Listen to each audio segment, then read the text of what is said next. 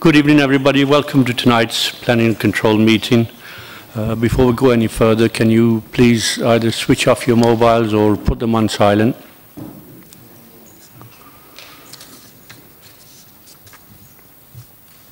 Moving on to the agenda, apologies. Councillor Sandhu. Anybody else? Okay. Late items to be introduced by me, there are none. Declarations of interest, anybody? Councillor Kerr.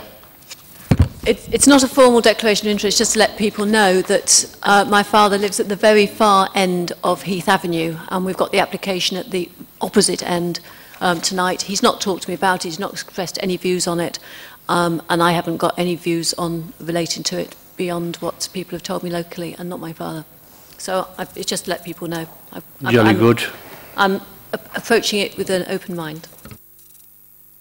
I'm approaching it with an open mind. Well, I would expect nothing else from you, Lucy.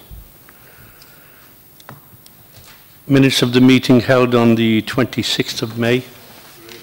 Agreed? Yep. Councillor Kerr. I'm just concerned about the wording for the land north of Allen Avenue. And the resolution we made, point 2, says at the end, the public open space in the application to be provided before 50% of the houses are commenced. And I think it should say before the second 50% of the houses are commenced. Mr. Clark. Chair, or before more than 50% of the houses are commenced. It's a similar thing. I take your point on board. And I've discussed it with Mr. Teasdale. If we have more than inserted into there, it gets the clarity we need. Thank you, Chair. Thank you. Minutes of the Conservation Area Advisory Committee held on 28th of April 2016. Okay with that? Moving on to item 7, the enforcement report.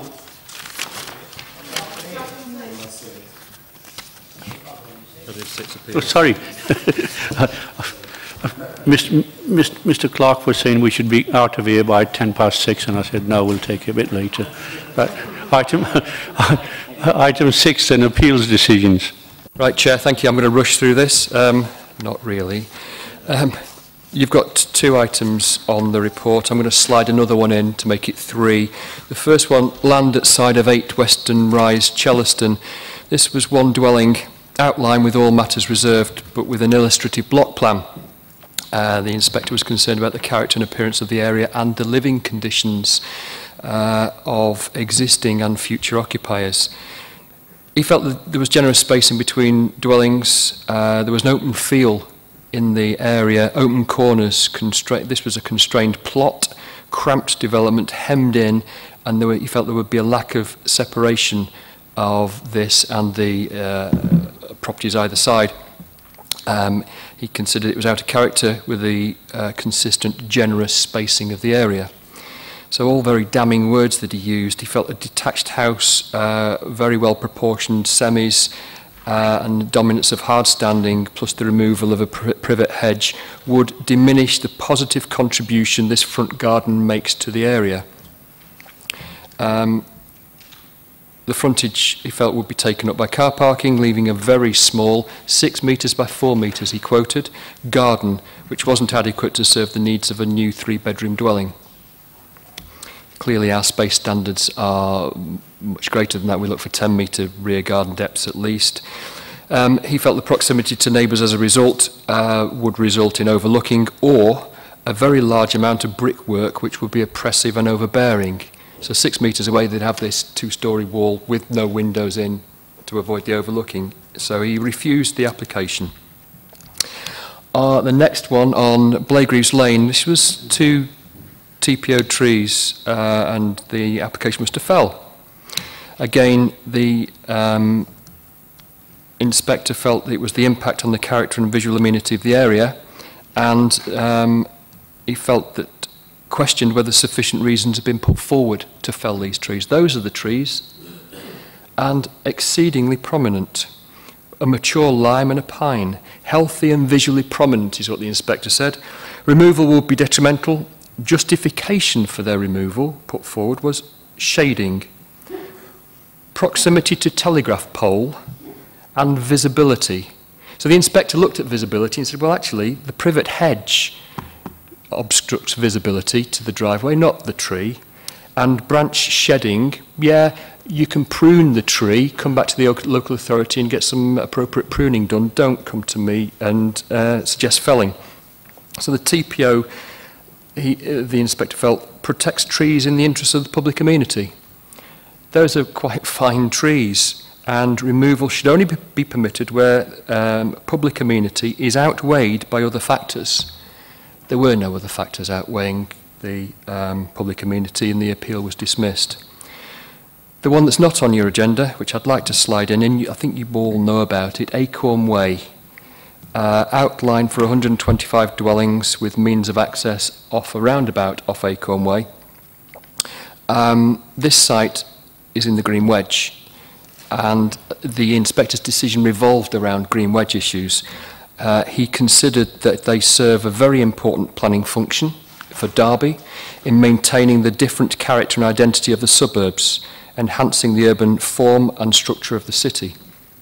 We've got green wedges that sort of slide into the built form around the city, and he felt they were integral to the character and distinctiveness of place, so that our policies are essentially consistent with those core principles of the National Planning Policy Framework. The inspector considered that this predominantly open land contributes to that function, and that the proposal would significantly undermine the ability of this part of the Green Wedge to perform that open function, substantially diminishing the sense of separation between Chaddesden and Spondon. He felt it would be very damaging to the long-established social and environmental objective supported by statutory policy to enhance the urban form and character of the city with green wedges. Very, very supportive of our green wedges, our green wedge policy. Yes, we have done a review of green wedges. Yes, we have allocated some sites for housing development. Yes, you've seen them. Yes, they've been approved. This isn't one of those sites that the inspector felt should be approved for or released for housing, and accordingly dismissed the appeal. It was a very well thought out, very reasoned argument, and thank you to the team that dealt with it. Thank you, Chair. Thank you, Paul. Just to let you know, the telegraph pole at Blakeview Green was very upset, and it's seeking legal advice against its appeal being dismissed. Item 7, enforcement report. Thank you, Chair. You'll see from the report on Appendix 2, page 3, my enforcement officer, let me call him Neil, you all know him. Neil has a total of 90 investigations on the go at the moment, spinning an awful lot of plates. An incredibly heavy workload. I don't see him that much. He's hardly ever in the office because he's out on site dealing with complaints and dealing with all these cases. I must draw a line of caution. He might take some time to respond because there's a particularly pressing concern that has arisen, which is the trees, TPO trees on the Cavendish. For those that know the Cavendish, there are some trees which are TPO'd on the frontage, which have been, that's the tree in all its glory. Two trees, two TPO'd trees. They've been heavily attacked. There they are. Oh my. Exactly. So Neil is investigating, has to take witness statements. They're done under PACE conditions, at the police conditions. He records the interviews with the view, and under caution, with the view to court appearances and prosecution. It takes time. We're gathering the evidence because Mr. Teasdale doesn't like us to go to court with lacking evidence. We'll get there. But Neil is heavily involved in, it's blatant, I'm sorry. But under the circumstances, he still achieves an excellent response rate to all those other concerns raised by yourselves and local residents, mostly resolved by his tact and diplomacy. We hardly ever get to court appearances. Neil deals with it without costly litigation and intervention, so it's mostly by stealth that he catches people. This one, it's hopefully cut and dried, but we will see when we get there, and it'll be a court appearance with the evidence. It's just a shame that people decide to do this. Thank you, Chair. Thank you, Paul. Moving on to item 8, applications to be considered tonight, and there's 3 of them. We start off with page 1, 566A Burton Road. It's change of use from ground floor dental surgery to micropub. And to tell us about this is Mr. Clark himself. Thank you, Chair. Proposed change of use, dentist to micropub, located in the Littleover Village District Centre. This property is one of a pair set back from Burton Road. It's on the corner of Heath Avenue. There's a car park at the rear and service yard accessed off Heath Avenue. So Heath Avenue is a residential street, residential cul-de-sac, which leads northwards from the shopping area. The micropub, because of its size of the premises, will physically restrict the amount of occupation. The application expects about 30 people maximum, with no outdoor drinking proposed.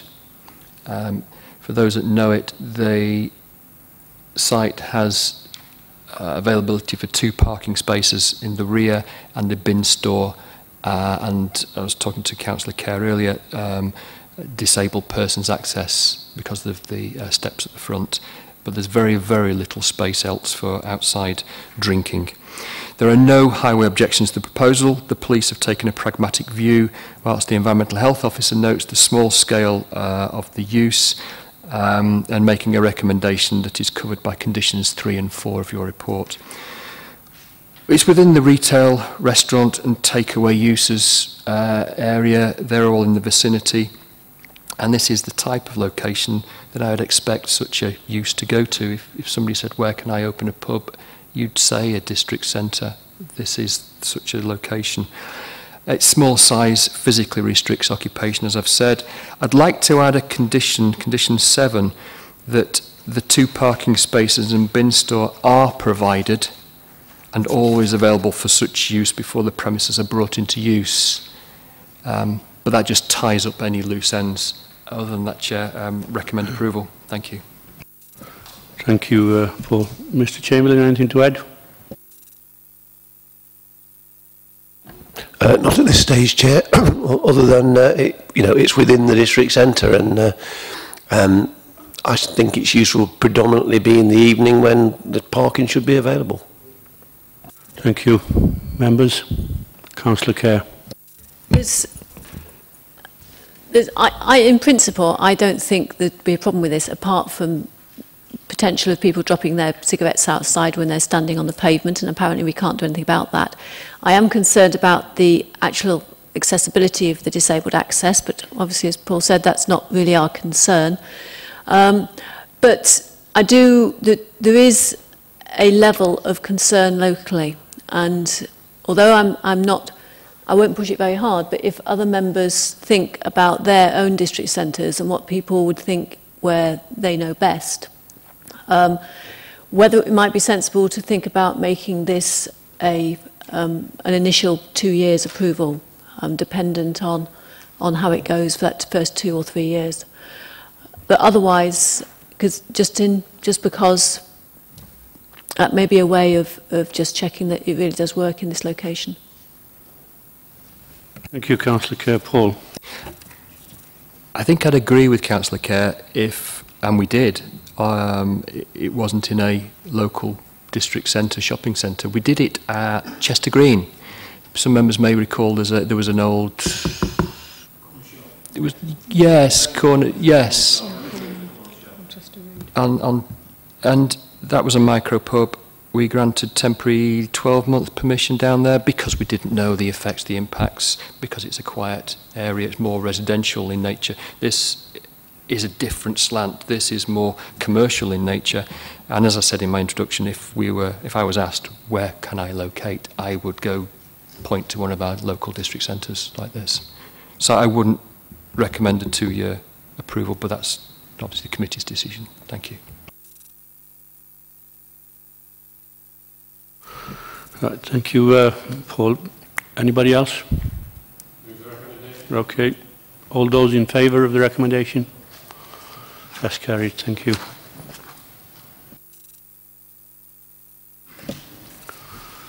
Moving on to the third one, isn't it? Okay. Yeah. Yeah, moving on to the second one, Vivian Street, pages 8 to 18. Demolition of the single-storey toilet block, assembly room, pool room, etc. Change of use from public house to 4 apartments and erection of 2 Mews apartments. And to tell us about this is Sarah. Thank you, Chair. This is a full application for residential development.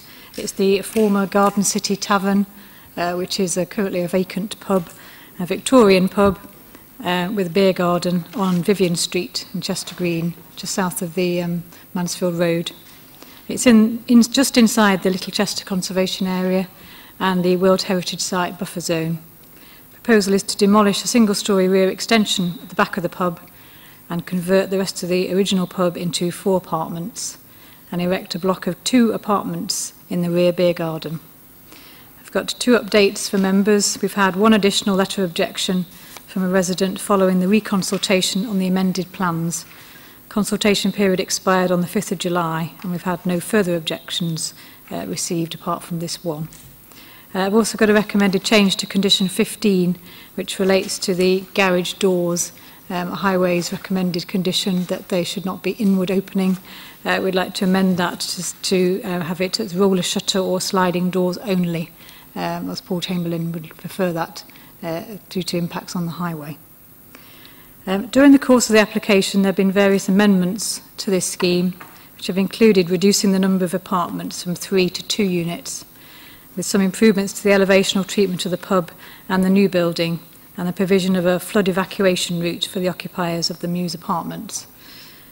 The final amended plans were received at the end of June, and this has reduced the ridge height of the Mews building and relocated bin storage to the front of the plots. This is a scheme that's on the screen before you. This scheme is now considered to have addressed the main heritage and flood risk issues raised during the course of the application. There are no highway safety issues arising from the development. The highways officer is satisfied that the parking provision, which includes 1 garage space per Mews apartment and reliance on on-street parking for the pub, is satisfactory in this location. It should be noted that the existing pub does not have any off-street parking and would have generated a higher level of traffic than the proposed residential use. In regard to residential amenity, the Mews apartments would have a relatively short rear garden, approximately 5 metres at the rear, and concerns have been raised from neighbours about potential overlooking. However, we feel that the apartments would not cause significant overlooking because they back onto a car park area at the back of houses on Vivian Street, which is more clearly shown on the aerial photo. So there wouldn't be an unreasonable loss of privacy to those properties on Vivian Street. Having regard for the heritage policies in the MPPF, the residential development would result in minimal harm to the special character of the conservation area and the setting of the World Heritage Site. Public benefits of the proposal in terms of forming a viable and sympathetic reuse of the pub and its curtilage are considered to outweigh the less than substantial harm to the heritage assets. Therefore, the requirements of paragraph 134 of the MPPF are considered to be met in this case. Overall, the proposal is appropriate in terms of its design, scale and form in this location, and we recommend it for approval. Thank you, Sarah. Mr. Chamberlain. Thank you, Chair. The way that we've considered this, obviously it has been a pub, and depending on what type of pub it is and how successful, it could generate a fair bit of traffic. As we know from the stuff that we've dealt with previously, it could easily become a A1 retail unit without a consent. So effectively what they're asking for is 6 units.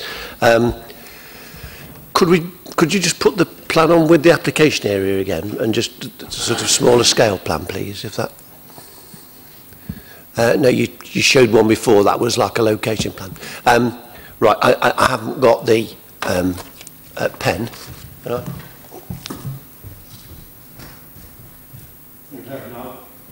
I don't want to blind anybody, let's make sure it's... well. All of that area there is the public highway. So I think we've taken the view that there's plenty of space and people will find their way around. All of that is the public highway. Yeah. Thank you, Chair.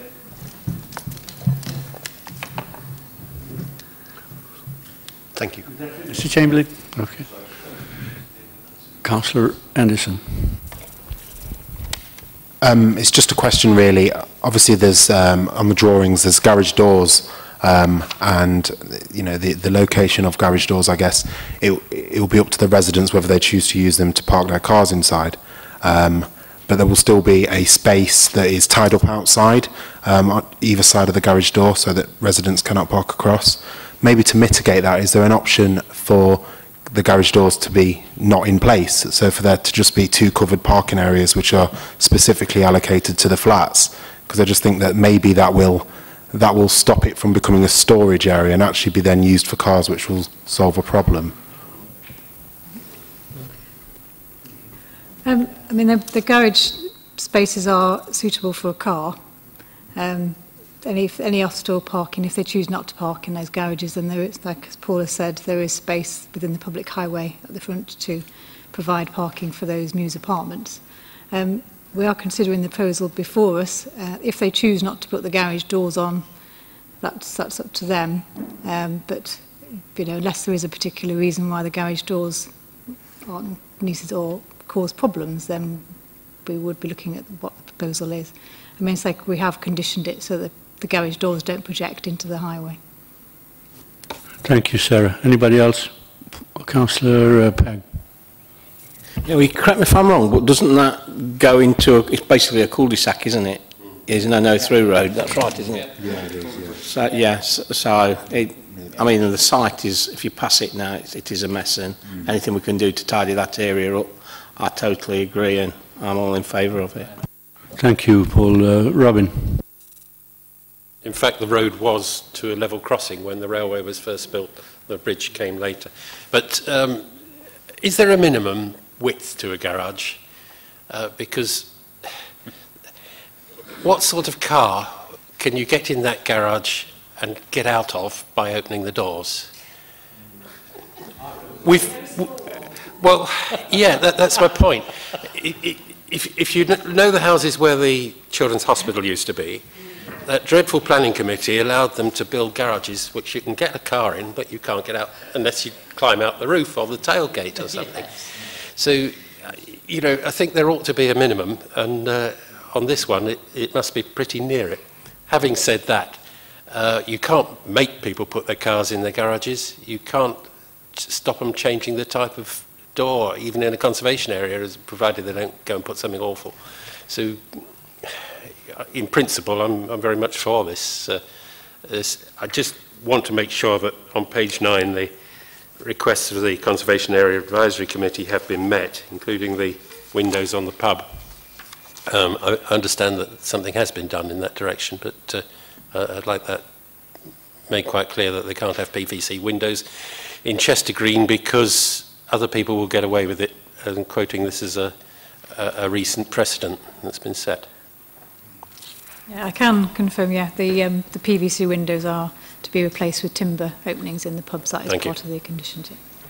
Thank you, Robin. By the way, they've got smart cars in the old Fiat 500s. Councillor Kerr.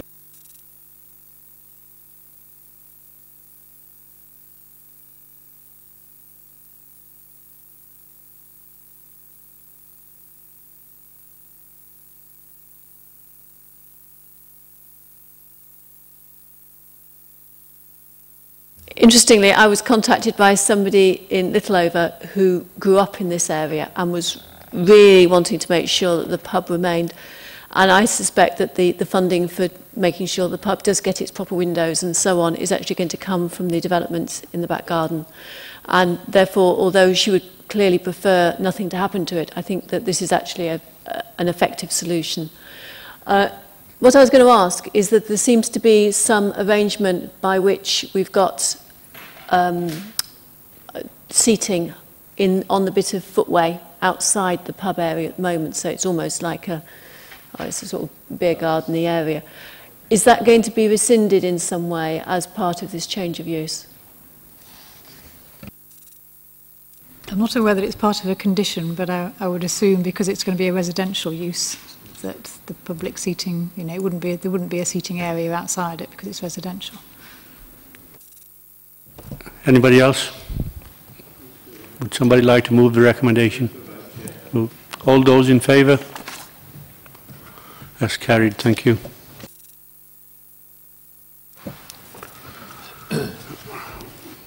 Moving on to the third item, pages 19 to 24. Portland Hotel, change of use of first floor from function rooms to 2 flats. And to tell us about that is Mr. Clark. Thank you, Chair. The third of 3 public houses tonight. The existing first floor has residential use, and there's a function room on the first floor, which is over the ground floor of this former public house. The second floor was also previously used as residential use. So you've got a residential on the second floor, you've got a bit of residential on the first floor with the function room, and the ground floor is the pub. 2 self-contained flats would be created, resulting in the first and second floors, as a result, having residential use over what is likely to be a retail corner shop use. Mr. Chamberlain mentioned you can change a pub to retail without any permission these days. There are no highway objections to the proposal. A cycle shelter and bin store is proposed in the rear yard to serve the premises in this very sustainable location.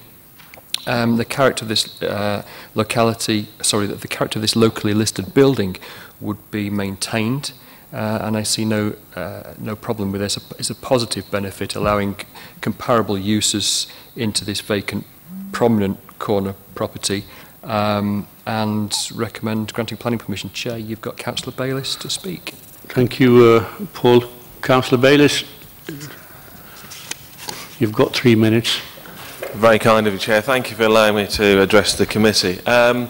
My concerns on this are that in terms of its development, we chanced on this by happen chance, and we didn't realise it was being developed. So the developer has really cocked a snoop to the planning committee and the planning process. Paul's quite right, it is a very nice Victorian building, and I am concerned on 2 things. Firstly, the quality of the work that actually has been done, because they've actually done the work, and secondly, the ability for people to park the vehicles in that space, because it is a very overparked area.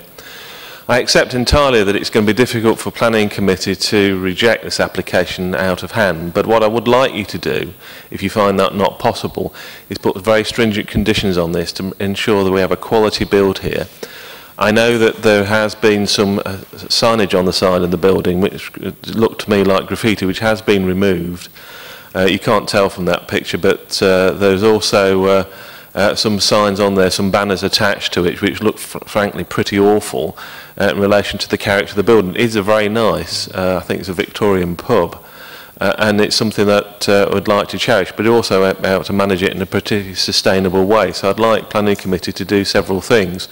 If they can't see their way to rejecting the application, ensuring that the quality standards of the build, because it is complete now, are the highest possible, and make sure that it preserves particularly the exterior of the building, ensuring that we don't have any horrible signs attached to it, or nothing that's not in keeping with the quality of the building or in fact the street scene.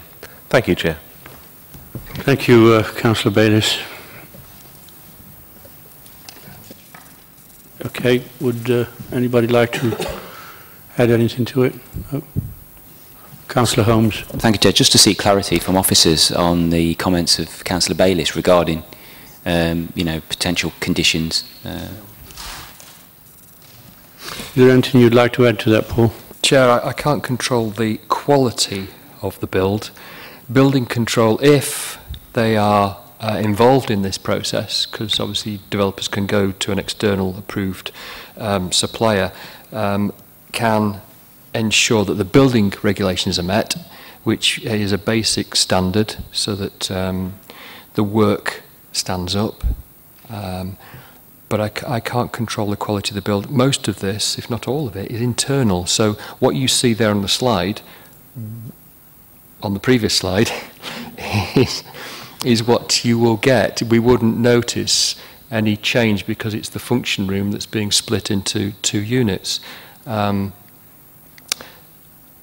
In terms of car parking, I guess the function room could have attracted it's quite a large room, attract quite a lot of people to the room and parking problems, etc., etc. Whereas 2 units, and again, I was talking to Councillor Kerr beforehand, one of the units is quite small. So it's really a 1 bed and maybe a 1.5, 2-person, 3 people at most there in those 2 units. So I've got no highways objections to the scheme. Thank you, Chair. Thank you. Well, as we all know and was said, if it was external work, then we could put conditions on it. But what they're doing inside, as long as building reg is happy with that, there's very little we can do in terms of enforcing it. Would somebody like to move it? All those in favour? None against? Okay, that's carried. Thank you.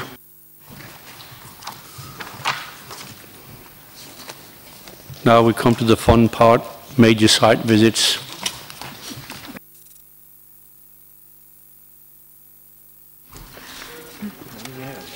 So you will note most of these are variations of conditions, which we presume that you probably won't want to visit. First one is Woodlands Community School, which is variation to the classroom blocks. Second one is Wincanton Close, which is relocation of an access to an approved unit. The third one is the Knoll, which is a council-owned site, former residential site, and it's for development of a mixed-use special needs housing development, 5 different blocks, housing apartments. So. Anybody take particular fancy to any one of them? No. Yeah. Sorry, I was going to go to the next one. Yeah, the next one's the other one, variation of condition to the Lodge Lane Willow Road development, which is virtually complete. Changes to the approved site plan. Next one is again Derby County Football Stadium, variation to a boiler flue. Free tickets. Next one's a bit more controversial. Kingsway Hospital site erection or enlargement of staff car parking to provide 600 parking spaces. I think there has been stuff about this in the press.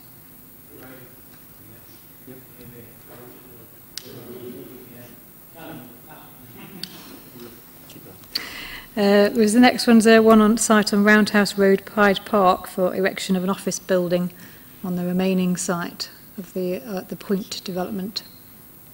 Another variation of condition to the Cathedral Road student accommodation, installation of a flue. And the last one, or second to last one, is a full application for 34 houses. Most of it is in South Derbyshire. We're mainly looking at the access, which is in the northeast corner of the site. And the last one is the, sorry. There's 34 dwellings. Is it 34 in the city and the city can be 900 on the council? The 34 dwellings are in South Derbyshire. And it's just the access point, which is in the north between, is in the city. And the last one's an another OCOR variation to proposed design of North Edge. Thank you, Sarah. I guess there's nobody wants to go, particularly, unless you want to go to the car park at Royal Hospital, Robin? No. Okay. Okay. Thank you. Yeah. Fine. I was going to put a condition on that there should be 601 car parking spaces, one especially for you, Robin. But thank you anyway. I've got a free bus from the end of my road, both ends of my road. There's a free bus to the hospital. Excellent. At one point, I see Paul Clark has changed his name according to the thing in front of him, and that the agenda is addressed to the committee before May. Perhaps, I don't know if that is why Councillor Evans isn't here, but other new councillors have found the papers, so it can't be too bad. But we've actually got Councillor Martin and Councillor Titley on the list. All right, so you got it. Okay. Okay. Are we getting recorded these days, or does it not get recorded? Do we know? No idea. If Mr. Teasdale doesn't know, then I don't. I don't believe it's been recorded. Yeah. I think Robin was just making sure in case he uses bad language. Okay, thank you very much for attending, and that brings the meeting to a close. Yeah.